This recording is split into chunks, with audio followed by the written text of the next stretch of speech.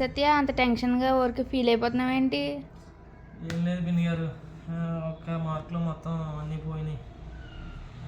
పోలే, ఒక మార్కులో పోతే ఏమైంది? రీవాల్యుయేషన్ పెట్టుకుంటే పాస్ అయిపోతావులే. ఏం పాస్ ఏంటో పిన్ని గారు, ఏం అర్థం కావట్లే. ఒక్క మార్కే కదా, రీవాల్యుయేషన్ పెట్టుకుంటే వేస్తారులే. ఒక్క మార్కేలేండి, మొత్తం మారిపోయింది కదా. మారిపోవడం ఏముందిలే, పాస్ అవుతావులే, నువ్వేం టెన్షన్ పడకు. పాసా? ఒక మార్క్ అంటే పాస్ ఫెయిల్ అయిపోయావేమో అనుకున్నాను నేను. అన్నీ పాస్ అయిపోయినాయండి. టోటల్గా ఒక్క మార్కు తక్కువ వచ్చింది అంతే నాకు 600కి. మరి ఒక మార్కుకి అంత బిల్డప్ ఇస్తున్నావేంటి సత్య? మీరు చదువుకున్న వాళ్ళు అందరూ ఇంతే.